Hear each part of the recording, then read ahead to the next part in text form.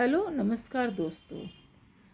Office of the deputy commissioner and chairman district health society के तरफ से south Andaman के तरफ से walk in interview contractual basis पर निकली है।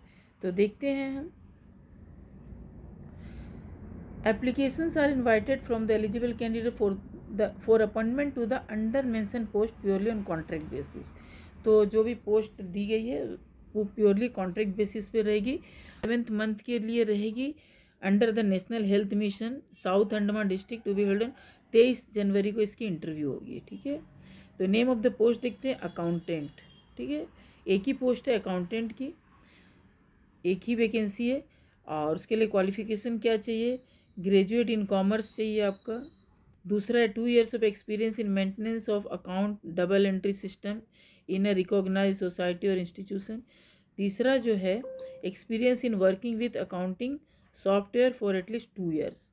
तो ये है आपके एजुकेशनल क्वालिफिकेशन।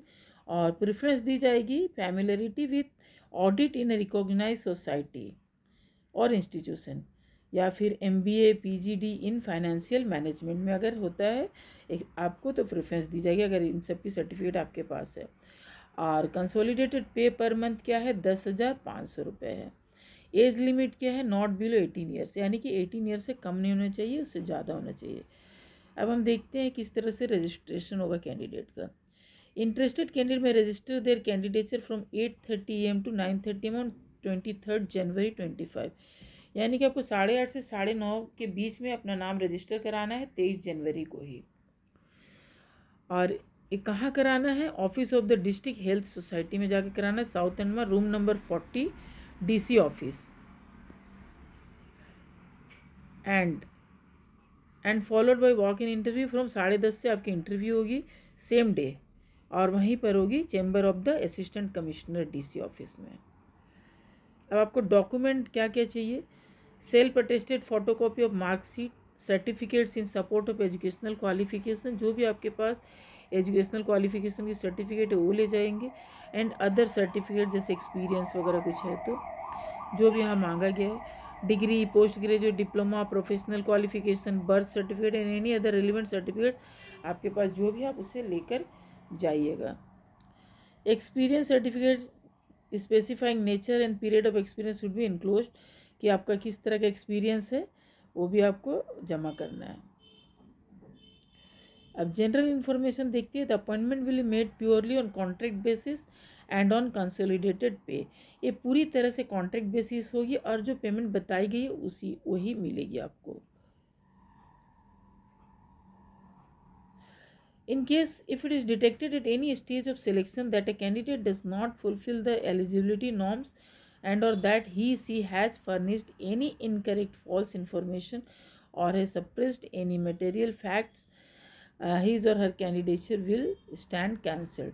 यदि यदि वो पाते हैं किसी तरह के आपने नॉर्म्स के हिसाब से आपका नहीं है, आपने कुछ गलत डाला हुआ है, तो कभी भी आपकी कैंडिडेचर को कैंसिल कर सकते हैं। Interested candidates fulfilling the law request, जो अगर आपका इंटरेस्ट है, आपको लगता है कि सारी एलिजिबिलिटी आपके पास है, तो आप इसे अप्लाई कर सकते हैं जो भी इसके नॉर्म्स है उसके हिसाब से। और आपको तीसरा पॉइंट जो है क्या कहता है कि आपको रेडी रहना है रिमोट हार्ड एरिया, जैसे भी यहाँ पर जो भी ये लोग बोलेंगे वहाँ जा कर के काम करने के लिए। इनकम्प्लीट या डिफेक्टिव एप्लीकेशन नहीं होनी चाहिए, नहीं तो कैंसिल हो जाएगी, रिजेक्ट हो जाएगी। और अगर फोटोग्राफ नहीं रहा तो भी। कोई भी आपको TADA नहीं मिलने वाली है इंटरव्यू में अपेयर होने के लिए।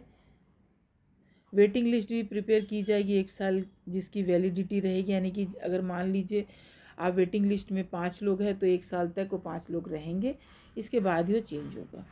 आगे वाले अगर हटते हैं तो जो वेटिंग लिस्ट में नंबर 1 पे वो फिर सेलेक्ट होंगे। और साथ ही साथ ये भी कहा गया है कि अगर 10th पॉइंट में अगर आपके मार्क्स अलग होंगे आपके एप्लीकेशन और मार्कशीट से तो भी आपका रिजेक्ट हो जाएगा।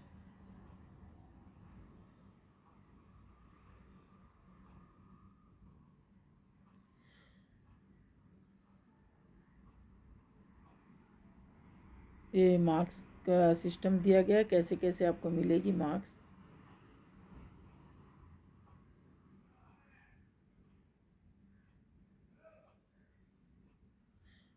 डेली टेलीग्राम में भी पब्लिश्ड हो चुकी है। तो ये रही आज की वैकेंसी। अगर आपको लगता है कि आप इसकी क्राइटेरिया फुलफिल कर रहे हैं और आपको इंटरेस्ट है अगर इस तरह की वैकेंसी में जाने की, तो आप ज़रूर अप्लाई कीजिए। All the best.